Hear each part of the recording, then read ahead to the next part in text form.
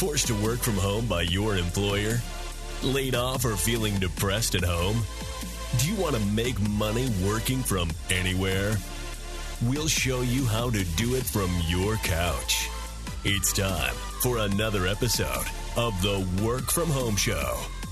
Coming to you from their homes in Austin, Texas and Tampa, Florida, here are your hosts, Adam and Naresh. Hey everyone, welcome back to another episode of the Work From Home Show. Naresh Fissa with Adam Trader, and we have Julie Meyers on the show. She's a founder and CEO of Viva Investment Partners in Zurich, Switzerland. However, she is coming to us from Athens, Greece. She is known for building out the European technology and entrepreneurial ecosystem since 1998, so very well known in Europe, and it appears that she left the West to go out a little east to Europe. She is the managing partner of Ariadne Capital Entrepreneurs Fund, also known as ACE. She's the CEO of Pelion Pension Advisors, founder of the Ariadne Group, the founder of Entrepreneur Country Global Limited, and appeared as a dragon on the online version of BBC's Dragon's Den. The best-selling author of Welcome to Entrepreneur Country. So that's a great title. Welcome to Entrepreneur Country. We'll talk about that some more on this episode. Excellent. And it certainly is becoming an entrepreneurial world given the state of the economy and work from home and the number of opportunities that are available to everybody. So Julie Meyers, welcome to the Work From Home Show. Well, thank you very much. It's great to be invited on, and I was really looking forward to this. Yeah, well, let's start with what I said in the intro. Where are you from? How did you end up in Europe?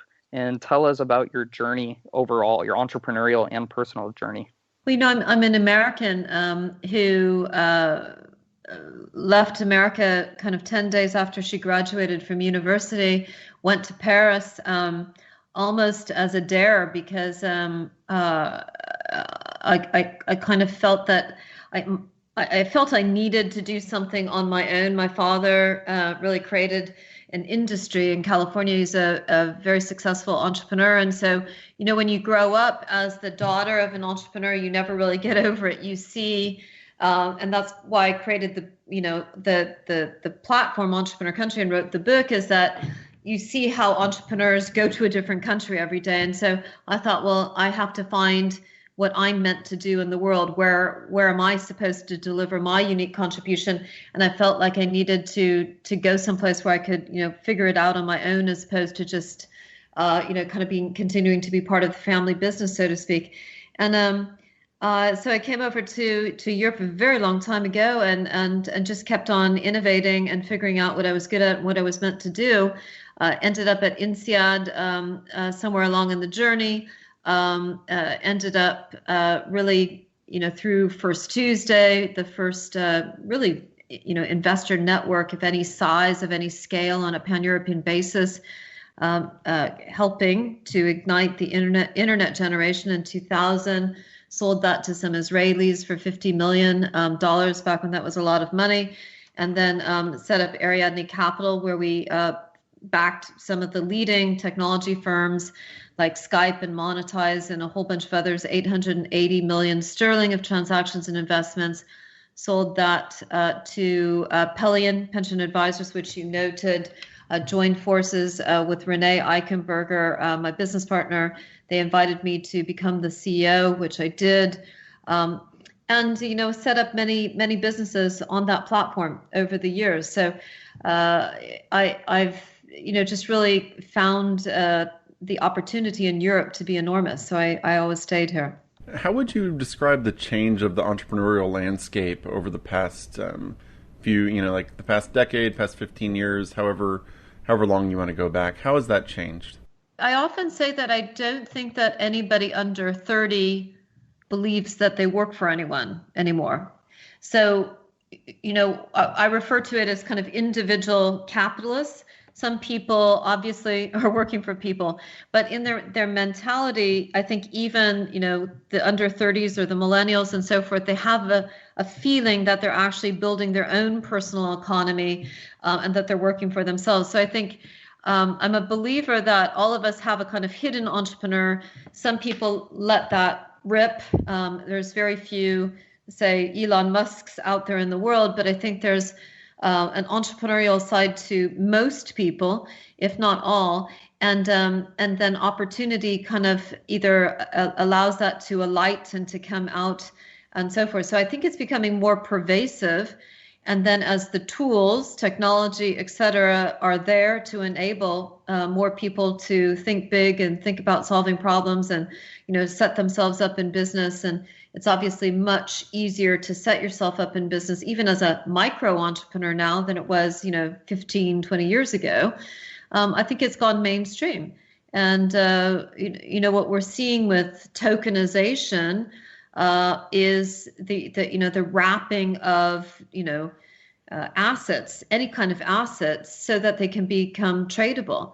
And so all of that benefits the entrepreneur who essentially wants to have access to capital, may be creating assets where they, the whole idea of being able to trade those assets could be literally everything. They don't have to be, shares in companies and property and so forth. So, finance as a layer, technology, tools, general understanding and belief that we should be building our own personal economies. I think it's a very strong positive trend, despite what's happening in the world right now with the pandemic. There's some real rays of light in terms of how, for the super hardworking people in the world, how they can lift themselves out of poverty, transform their lives by being an entrepreneur. Do you think society works best when it's organized around the entrepreneur, or do you think it works best? I doubt you're going to agree with what I'm going to say, but it works best the other way around, where it's organized around the worker or the government. It was, I believe, Aristotle who said that when people vote to bankrupt the government, then game over, right? When, government is a cost center. If you look at government, if you look at society as a platform or a balance sheet or a P&L and so forth, the people who are building the GDP side of it, the people who are building the profit side, are the business people. That's not to say that they're more important than people that are providing services, whether those services are people, in government or other people. But, entrepreneurs and business people drive, taxable revenue, drive the GDP growth in society. And we have to always keep keep ourselves on the right side of the balance sheet and the P&L. And what tends to happen when you shift the balance of power towards government is that you tend to think that it's okay to run at a loss, to be insolvent, because the government can continue to print money. And of course, we all know where that goes. Aristotle said it thousands of years ago, and that's where I really think it's quite obvious that there's a whole part of society right now that just seems to think that, other people's money is going to somehow solve the day. Entrepreneurs never think that way. Entrepreneurs always think that they have to solve the problem of whether it's making payroll or, keeping the business afloat or, solving the problem, slaying the dragon and so forth. So they choose to live abnormal lives.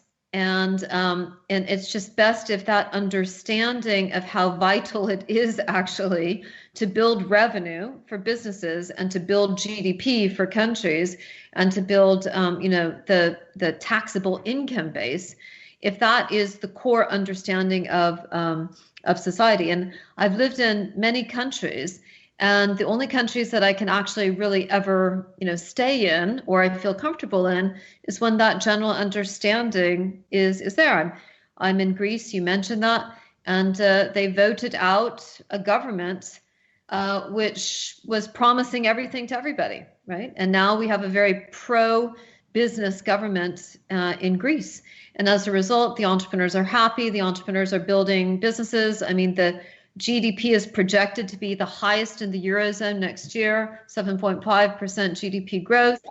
And it's just, an incredible turnaround from a really dire situation with a government that was trying to consolidate power for itself, promising everything, to an extremely pro-business government, which is creating massive incentives for entrepreneurs and putting the entrepreneur at the heart of society.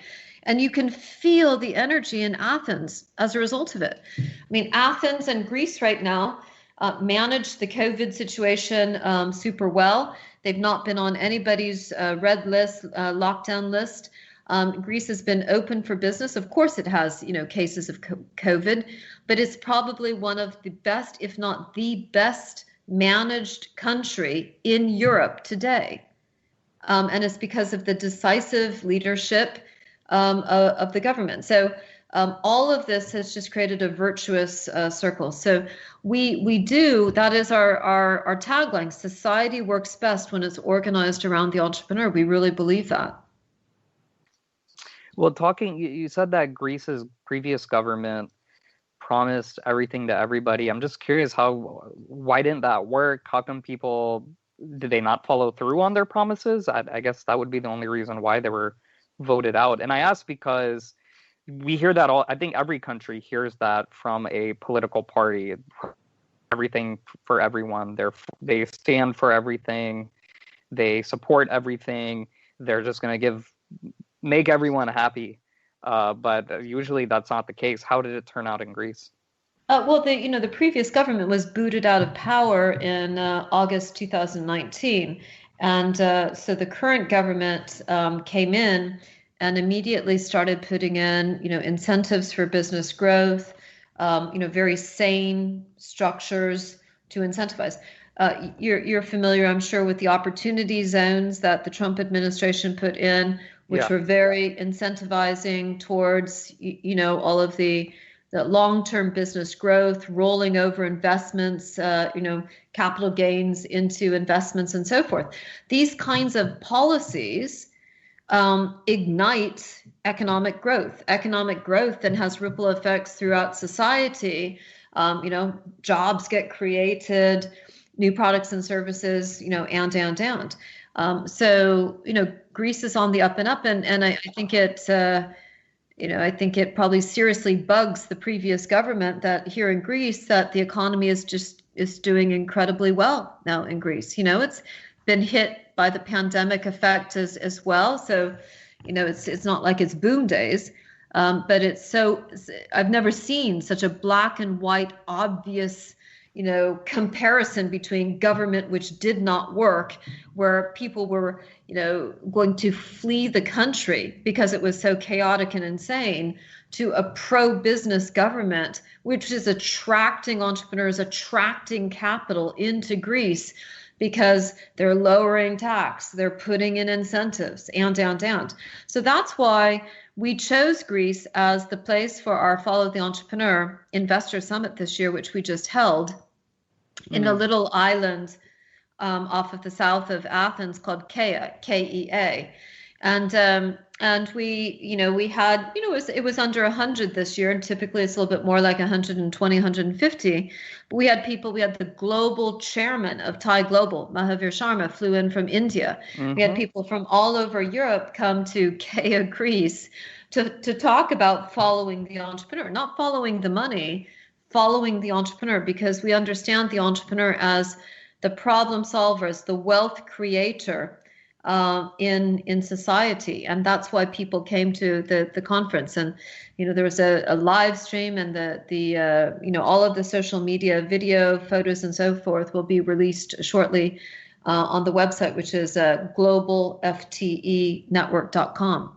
So regarding the previous government, though, so basically, did they just do nothing? Or were they just trying to give away free money, and that's what caused the problems? Like they just said, all right, by promising everything to everybody, they thought just free money was the way to fix things, and they weren't very pro-business. And I should also add as a follow-up that it seems that pro-business works. I follow the Indian government and the U.S. government. Those are probably the only two governments that I follow. And both countries over the last 5 to 6 years, have become very, very pro-business. And it's helped not just the economy, but it's just helped overall, I think, overall just morale and numbers. Exactly. Precisely. I mean, the previous government's ideas were, they were communist. They wanted to renationalize industries. They wanted to pull it out of the EU. They were. I had lunch today with a very, prominent businesswoman who said, she's hardworking, she's honest, she's incredibly successful. She said, as a result of the previous government, she was made to feel as if somehow being successful was wrong, that she must be, a thief, a fraudster, the level of jealousy from the people who had not done what she had done, right? She's basically built for 30 years her business and put everything in it. She didn't come from money. She built it herself. And so this idea that, the entrepreneur is actually the evil one, right? And somehow government's role is to redistribute wealth from, wealthy people to poor people. Well, the only thing that did is it made Greece a pariah. It made Greece, a toxic environment. So you're not going to get, international investors to come to a situation like that. And so as a result, then, if the capital flees, if the smartest people want to leave the country, if the people are, it's Ayn Rand, it's Atlas Shrugged. It's the central premise of society is if you make it so difficult for the people who are essentially driving the economy, guess what? They leave. Yeah. So what would you say is the big difference? Like, what makes entrepreneurs succeed? Because we see so many people starting their businesses, and this is both in terms of government proposals and just people in general. What do you see businesses doing or startups doing that help them succeed in the long term?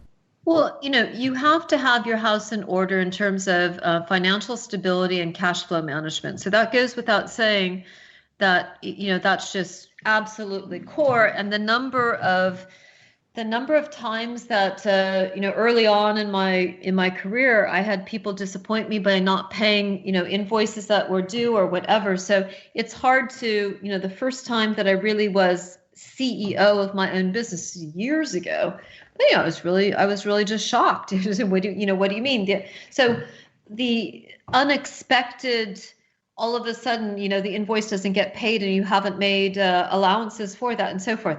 Things like that just go without saying. You have to have incredible control over finance. And a lot of entrepreneurs, first-time entrepreneurs, don't understand that. The second thing, and in Europe, Americans are kind of taught on day one to talk and to market ourselves, and the world cares what you think and so forth.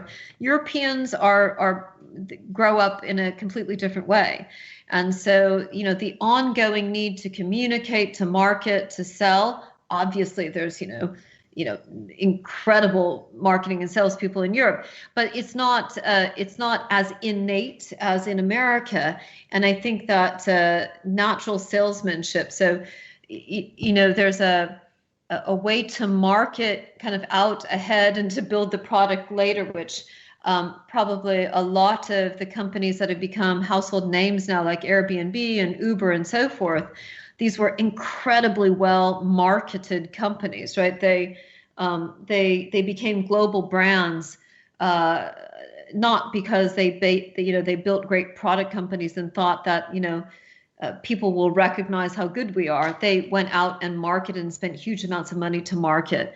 And so I think sales and marketing, as that if the founder is not the chief salesperson, there's a problem, a serious problem. The other thing is just I think energy, clock cycle, how fast you react to the market. And having a culture where you can discuss how the market is changing and have a good dialogue around it, I think that's hugely important. So culture, is critical. If you allow toxic elements into the culture, it's really, really difficult to change once you get that kind of virus in. And then understanding kind of how these digital trends are changing. So I'm a big reader of Carlota Perez's theory of disruptive technology and adoption. And, where we are, she, very helpfully showed that over the past 300 years, the same thing happens every 60 to 80 years. And that is, you start with a, kind of big bang, a disruptive technology, some derivative technologies, a financial crisis, and then the kind of,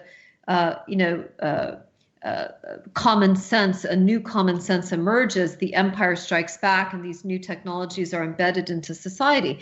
If you don't understand the basics of how innovation changes industries over cycles, then you can, inadvertently, invest and or try to build companies which are, outdated. Or that are, not in sync with what's happening with this digital transformation, which is all being sped up, of course, because of COVID.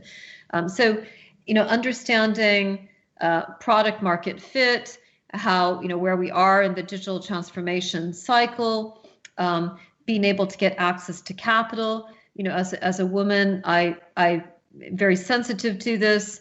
I've seen unbelievably strong female entrepreneurs struggle to get capital because they were just not able to convince, what is typically a more male-orientated investor community. And let's face it, if you have access to, there was almost a perfect situation for the founder of Uber when he raised zero cost of capital in 2010, and the company grew because it understood platforms, ecosystems, could raise money, low cost of capital, incredible sales and marketing machine.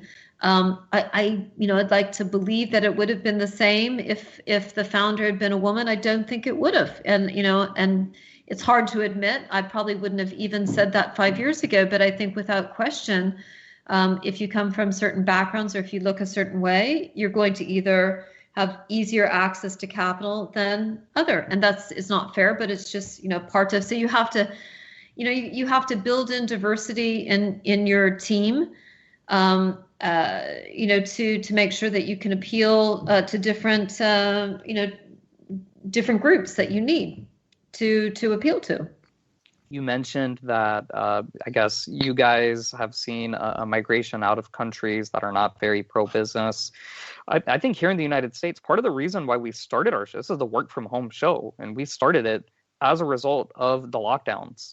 So not because of the virus or the pandemic, but because of the lockdowns, and that forced people to be at home, not necessarily work from home, but be at home. And I think we provide a lot of value to our listeners, but many states here in the United States, they're still kind of under this nanny state, and there's been a mass migration, like what you talked about. There's been a mass migration out of these states because they're not being very pro-business friendly. They're not allowing businesses to open back up, or they're placing restrictions on businesses still, and how they should operate their businesses. And you can just see the numbers of the number of people who have moved out. I mean, there are actually millions of people across the United States who have moved out of major urban areas, densely populated areas like New York City, San Francisco, Seattle, Boston. The list goes on and on and on. So I think you're absolute. That's just a perfect example of regulation and government control and people fighting back with their feet. It's true. I mean, I'm from California, so it hurts to see how badly managed the state is. And as a result of these higher taxes and so forth, the California, when I was a child, was the golden state, and it was always at the forefront of everything. Now, of course, it still has Silicon Valley, and that's an incredible force in the world. But it's had so many municipality bankruptcies. The infrastructure is crumbling. It's shocking to see parts of California, and as you say, they've all moved to Texas. It's crazy, but it's true, right? So when you make business-friendly environments, you attract business people. Greece is one of those places. We call it the California of Europe for a reason. It's probably where California was 20 years ago. There's an incredible opportunity to take advantage of purchasing things here, purchasing property, purchasing businesses, buying into the economy, buying into assets in different ways. No, it's a very, very exciting ecosystem. And, I think we're really going to see, as you rightly said, different ideologies will kind of animate different parts of the world, and it'll become really obvious which ones have worked. And if it weren't so sad for the people that are, in non-business friendly environments, it would be, an interesting social experiment. So it's talking about the ecosystems that we all create. Can you talk a little bit about your entrepreneur country, the community that you built there, that you've helped build? Absolutely. Entrepreneur Country came out of, I was literally listening to somebody, I think it was Josh Kittner, a journalist at Fortune magazine in roughly 2006. And I think he wrote something in an article that said, this is Google country, right? He was referring to something, a phenomena or an event, and he said, this is Google country. And I remember just thinking, no, why is everybody attributing all of this innovation to Google? This is entrepreneur country. This is not just where Google is going to, reap the, cleanup, but the entrepreneurs are going to solve that problem, not just Google. And then the kind of concept, if you will, of entrepreneurs going to another country every day, where literally they go to the future and they're already living in that future where their visions are at work, building the companies, solving the problems that they see, and then they kind of go back to the real world at night to go back and be with their families, and etc. I thought I can play around with this. I can develop this into a platform. So we did, and the community has just shy of 500,000 members, and we've got a variety of plans to continue to develop it. We run a variety of events. We have a television channel. We work with corporates that are looking to engage with entrepreneurs and startups. And we have a number of things that we'll be announcing later this year. I wrote a book called Welcome to Entrepreneur Country, which has been published by Little Brown. It's available on Amazon in an electronic copy. And that book, Welcome to Entrepreneur Country, was also published in Greece. It was one of the reasons why I started coming down to Greece, years ago, is because that was published in Greek by the publishing house here in Athens called Economia. And I guess, I'm sure that there will be other, sequels to the book, because I believe very much that the world, you asked me earlier about, whether the world was becoming more entrepreneurial, and I think it is. And so, as entrepreneurship rips around the world as a phenomena, I think there will be many more ways to tell the story of entrepreneurship as a force for good in the world, and I'll probably write those at some point. Great. Now, as far as the world and how it's changing, or what it will become, how do you think the world is going to be redesigned post-virus? It's definitely becoming more digital. We have an investment. Actually, we own the company. It's called Drive Software Solutions, and it's a fleet management software company. And for years, they were selling, fleet software, fleet management software. So what that is all of the, in-vehicle data. So if you're a manager of a fleet of vehicles, whether that's a car rental company, or just maybe you have a number of trucks on the road, or you're a pharmaceutical company and you have 3,000 reps that are out there selling drugs to the hospital groups or whatever, but you have a fleet of vehicles. There's a software package called Drive that delivers the integration of all of telematics, registration, parking, fine management, toll management. All of those services are plugged in. It's like an app exchange model. They also have an Odo platform into the brokers and dealers. So if you're You've got the Toyota brokerage dealership for northeastern, England. You've been selling cars, Toyota cars or General Motors cars, etc. Increasingly, you're going to be looking at how to do this online, right? Digital transformation, because your showroom, people aren't stopping by to take the car out for a spin and ask questions anymore. So the digitization of that industry of automotives and vehicles and the people who work in it drive software solutions in the United Kingdom has been a net beneficiary of that. And so there's industries that are definitely benefiting. There's others that are becoming extinct. And, arguably COVID has just been accelerating the pace of change. We already know the whole singularity, the network effect of change right now. It's not linear, right? It's network, it's exponential. And that's increasing as a result of COVID. And so how the world will be redesigned, I don't know how necessarily. I have ideas, but I'm absolutely convinced that it will be the entrepreneurs that will redesign the world because there are so many problems as a result, right? So many problems, from financial balance sheets which no longer work to vulnerabilities into society, to a need to understand the DNA and the data and the healthcare side of every individual much better. I'm sure that we're all going to learn in certain, these vaccines and so forth for COVID, certain blood types you are immune. There's going to be all sorts of things that we're going to learn about COVID. The average person, not just the scientists and the the experts, and entrepreneurs will be at the forefront of that of that whole thing. And that's why entrepreneurship as a megatrend is rather obvious. But it's going to be, it's going to be fascinating to watch, and they will take advantages of the platforms that have been built in society. I mean, hospital groups are now platforms, right? Government is also a platform. Schools are becoming platforms. It's not just things like Airbnb and Uber. And so I think it's just going to be a very rapidly changing world, and a new common sense is emerging.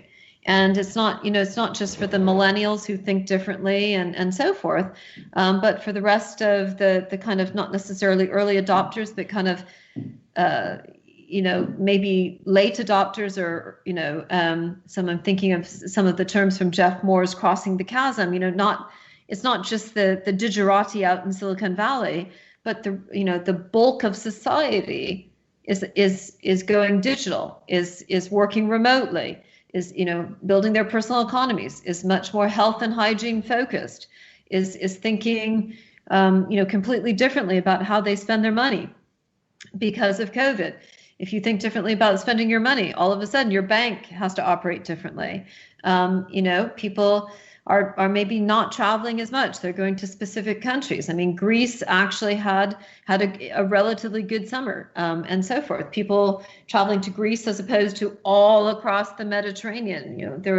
The ones that were traveling were coming to certain parts of the Mediterranean. So all of these changes of behavior create different opportunities for localized businesses. I spent some time over the summer in Mykonos and really got to understand that island as an ecosystem. And, it's fascinating how the people had almost like pop-up businesses that were just springing to action to take advantage of the pandemic, to service needs that had arisen as of the pandemic. Human ingenuity is absolutely fascinating. When people see, yes, a way to make money, solve a problem, service a human need, have fun, build teams, human ingenuity is absolutely, incredible and intoxicating and so forth. When it comes to kind of advancing entrepreneurship, obviously the internet would be probably the number one thing in the past, 40, 50 years, I would think, about that. But what are the other, any other tools that you've seen come around that you think have impacted entrepreneurs the most over the past few years? Carlota Perez would say that the disruptive technology in the early 1970s was the microprocessor. And she would say a whole lot was derivative from that. And, I would have to say there's a whole series of derivative tools, technologies from the internet, from this ability to put intelligence on a microprocessor and to see the explosion of opportunities that emerge from that, right? We have computers because of microprocessors, right? And certainly the understanding of the human genome and thinking of the body as a landscape that could be much more accurately known. We're at the very beginning of understanding how our brains work. There are companies like MindMaze out of Lausanne or Virtual Leap, out of Spain that are exploring, brain technology and, cognitive, solutions and repair from certain kinds of, disease and attacks and so forth. So, I think just in general, the ability to grab hold of data and analyze it through, increasing focus on power, combining power, like, at the microprocessor level with, the Metcalfe's law, which is at the heart of the internet, means that, the communities are growing wherever you have n squared, right? The number of users squared, which is a telecoms concept, but that's any community, right, is growing through connectivity. If it's connected and it's a network, it's growing at a network level, no longer linear growth. All of this means that things can spread, be distributed, be adopted, engagement can grow much more quickly. And so, you don't have to, if I have, some 300,000 people on my LinkedIn network, and so I can actually communicate one to many, which could be beneficial to my business, and it is, right? That's the fact that capability is there for me, that I can communicate without having to, buy a newspaper or to advertise to 300,000 people. The fact that I can use a tool like LinkedIn, all of these derivative elements mean that I, as a business person, I can transact on my own. Corporations were set up to enable people to transact. People can transact on their own. You mentioned digital securities earlier. The whole idea of tokenization and distributed ledger technology. Viva Investment Partners has an ownership stake. We're a corporate partner in the GP, the general partner of SPICE. SPICE VC is the leader in digital securities investing. And they invest in the tokenized world, and they're building out the tokenized digital securities ecosystem. That fundamentally transforms people's ability to build their own personal balance sheets, personal economies, by virtue of the access to capital, the democratization of I don't need to write a check for 100,000. I can write a check for 10,000 and invest in digital securities now, and they can become tradable. So there's so many answers to that question.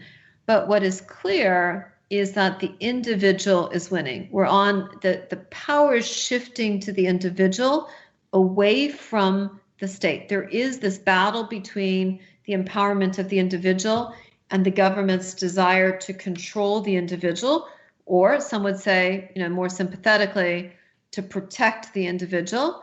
And that battle, as far as I'm concerned, is shifted, and the individual is on the rise despite the heavy involvement in people's lives because of COVID. But if we think back to 1,000 years ago, it was a feudal system, right? Very, very few people had freedom, right? And now, we've seen as a result of capitalism and the spread of democracy, billions of people have been lifted out of poverty over the course of the past generation, right? When I was a child, my mother would say, clean your plate, because the children, and she would use the India and Africa interchangeably. Nobody thinks of India as a third world country. Not anybody smart. India is becoming a major force in the world, where I don't believe that we're in a G2 world. I think India is a major force, and I think Europe is, if it decides to really embrace 500 million people as a market and make that the core focus of Europe, I think Europe can become a major force too. So, India, as a result of entrepreneurship, Mahavir Sharma, who showed up at my FTE summit, talked about, the FTE, talked about Thai as a global network of investors and entrepreneurs. That came out of the fact that 40% of all companies in Silicon Valley are founded by Indians. It's incredible. And Africa still has many, many challenges, but entrepreneurship is transforming Africa as well. It was held back by a lot of subsidies, a lot of, the whole world of public health and what these organizations do, like, the Global Fund and the World Health Organization. It's very difficult. I was involved in the board of a company that took grants from these public health bodies to manufacture malaria nets and other things for the so-called developing world. And I have to say that it left me completely bemused by the level of ineffectiveness and in every way, shape, or form, the closer you get to, government involvement and see it up close, you just realize that it just doesn't work. I know that I strayed somewhere away from your question, but there's just so many signs of enablement of the individual, which are really, really positive. That's Julie Meyer, founder and CEO of Viva Investment Partners, based in Zurich, Switzerland. The website is vivacapital.co. That's vivacapital.co. And also her personal website, Julie Marie Meyer. That's MARIEMEYER. JulieMarieMeyer.com. Julie, do you have any final thoughts that you want to share with our listeners, or anything else you want to plug?